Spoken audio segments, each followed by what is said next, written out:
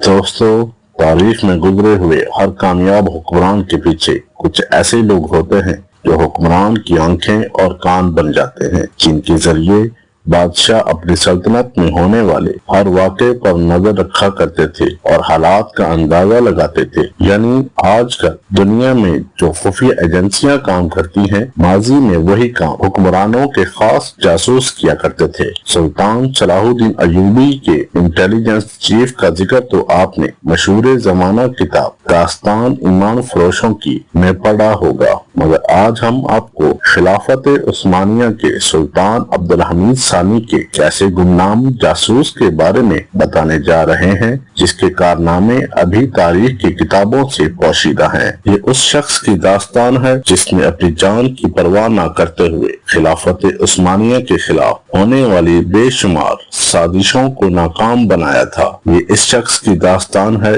जिसने सुल्तान अब्दुल हमीद सानी और खिलाफत उस्मानिया के लिए ऐसे कारनामे अंजाम दिए जो बज़ाहिर नामुमकिन नजर आते थे। आप इस वीडियो को मुकम्मल जरूर देखिएगा, क्योंकि हमारा दावा है कि आपने इससे पहले इस तरह की वीडियो पहले नहीं देखी होगी। और अगर आपको ये वीडियो पसंद आए तो इसे अपने दोस्तों के साथ शेयर भी लाजमी कीजिएगा। नाजरीन, तुर्किश रेडियो एंड टीवी यानी TRT की जानिब से जितने भी तारीखी ड्रामे बने हैं, इनमें पाया तख्त अब्दुल हमीद को बेमिसाल कामयाबी नसीब हुई है। ये ड्रामा सल्तनत उस्मानिया के आखिरी ताकतवर हुक्मरान सुल्तान अब्दुल हमीद सानी की हुक्मरानी और हुकूमत के सच्चे वाकयात पर मुश्तमिल है।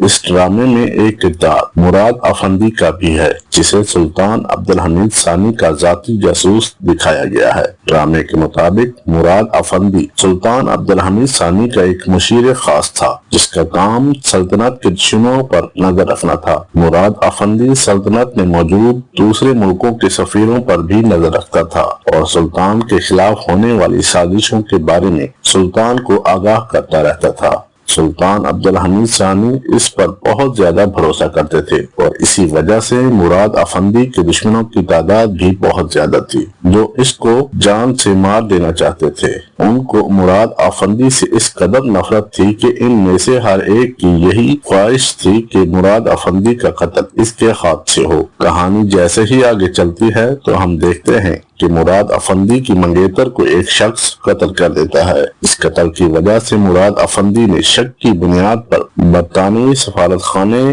के एक अहलकार को मौत के घाट उतार दिया, लेकिन ये बात छुप ना सकी और मुराद अफंदी के दुश्मन जो कब से किसी मौके की तलाश में थे, इन्हें ये मौका मिल गया। सफारती अहलकार के कत्ल के बाद सल्तनत बरतानिया ने दूसरे मुल्कों के साथ मिलकर सुल्तान अब्दुल हमीद सानी पर दबाव डालना शुरू कर दिया कि मुराद अफंदी को गिरफ्तार करके फांसी की सजा दी जाए। सुल्तान ने कुछ देर तो इस दबाव का मुकाबला किया, मगर जब बात हद से आगे बढ़ गई तो बिला आखिर सुल्तान अब्दुल हमीद ने मुराद अफंदी को फांसी की सजा सुना दी। चंद दिन बाद मुराद अफंदी को गिरफ्तार करके सरेआम फांसी दे दी गई। बज़ाहिर मुराद अफंदी की कहानी यहाँ खत्म हो जाती है, मगर ड्रामे में नया रुख उस वक्त आता है कि सरेआम फांसी दिए जाने के बावजूद मुराद अफंदी अभी जिंदा है। इसकी वजह यह थी कि फांसी दिए जाने से कबल जो खाना मुराद अफंदी को खिलाया गया था, इसमें एक ऐसी दवा शामिल कर दी गई थी जिससे वक्ती तौर पर मुराद अफंदी की सांसें रुक गई थीं।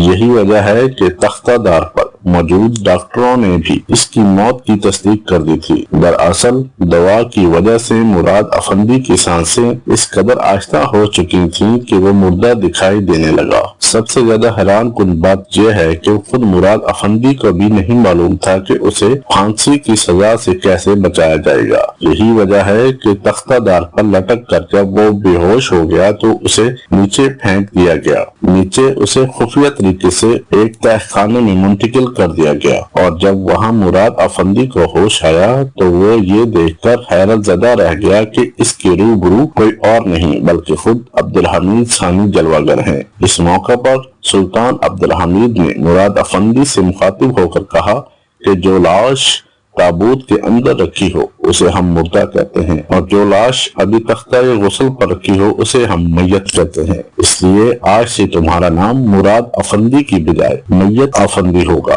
اس کے بعد سلطان عبدالحمید نے مراد افندی کو نئی ذمہ داریاں دی اور اسے وزارت خارجہ کا نگران بنا دیا۔ اب مراد افندی کا کام یہ تھا کہ وہ دوسرے ملکوں کے سفارت خانوں اور وہاں ہونے والی سازشوں پر گہری نظر رکھتا تھا اور ہر ممکن سازش کے بارے میں سلطان عبدالحمید کو آگاہ کرتا رہتا تھا۔ اس کام میں مراد افندی کا ساتھ دینے کے لیے سلطان کا جانثار فہیم پاشا بھی موجود تھا اور یہ دونوں مل کر بیرون ممالک کی سازشوں کے لوگوں کے خلاف کام کرتے تھے۔ اس وقت یورپ کی نظر میں مراد افندی کا قصہ تمام ہو چکا تھا، اس لیے وہ مراد افندی کی طرف سے بالکل بے فکر تھے، لیکن وہ یہ نہیں جانتے تھے کہ ان کی ہر سازش ناکام بنانے والا شخص یہ مراد افندی ہی تھا۔ اور یہی نہیں، صلیبی اور یہودی ایجنٹ جن کے قتل کا آج تک سراغ نہیں مل سکا ہے، ان کے پیچھے بھی مراد افندی کا ہی ہاتھ تھا۔ یورپ کے تعاون سے جو ینگ ٹرکس کے نام سے جو تنظیم وجود میں آئی اور جو دیگر سازشیں سلطنت عثمانیہ کے خلاف ہوتی تھیں، ان کے سامنے بھی بند باندھنے والا شخص کوئی اور نہیں، یہی مراد افندی تھا۔ مراد افندی کا ایک اور کارنامہ جو آج تک تاریخ کی نظر سے پوشیدہ ہے وہ یہ تھا کہ آج سے 100 سال پہلے منشیات کے کاروبار کو شدید نقصان پہنچایا تھا۔ اس وقت سلطنت عثمانیہ میں افیون کا کاروبار اپنے عروج پر تھا اور یہ افیون یورپ سے سمندر کے راستے استنبول اسمگل کی جاتی تھی۔ اس کے علاوہ یورپ سے اسلحہ کی غیر قانونی درآمد بھی کی جاتی تھی جو خلافت عثمانیہ کے خلاف استعمال کیا جاتا تھا۔ مراد افندی نے اس اسمگلنگ نیٹ ورک کا سراغ لگا کر اس کو جڑ سے ختم کر دیا اور یوں اس نے بے شمار انسانی جانوں کو ضائع ہونے سے بچا لیا۔ مگر یہاں سوال یہ پیدا ہوتا ہے کہ ڈرامے میں اتنے کارنامے انجام دینے والا مراد افندی حقیقی زندگی میں کون تھا؟ کیا واقعی وہ ایک حقیقی کردار تھا یا محض یہ سب ایک افسانہ ہے؟ اس سوال کے جواب کے لیے ہم نے جب تاریخ کی کتابوں کو کھنگالا تو اس میں مراد افندی کا ذکر بالکل ناپید تھا۔ اس کی وجہ یہ ہے کہ جاسوسوں کی زندگی انتہائی خفیہ رکھی جاتی ہے اور عام طور پر کتابوں میں ان کا ذکر نہیں کیا جاتا۔ یہ تو 100 سال پہلے کی داستان ہے۔ آج کے دور میں بھی جاسوسوں کے نام اور کارنامے خفیہ رکھے جاتے ہیں، مگر ہماری اس کھوج کے دوران ہمیں ایک مراد افندی کا سراغ ملا جو 19ویں صدی کے آخر میں ہالینڈ، ناروے اور سویڈن سمیت یورپی ممالک میں سلطنت عثمانیہ کے سفیر رہے۔ اب کیا یہ وہی مراد افندی ہے جس کا ذکر پایا تخت عبدالحمید میں کیا گیا ہے، یا یہ دونوں الگ کردار ہیں؟ اس بارے میں تاریخ کے صفحات خاموش ہے۔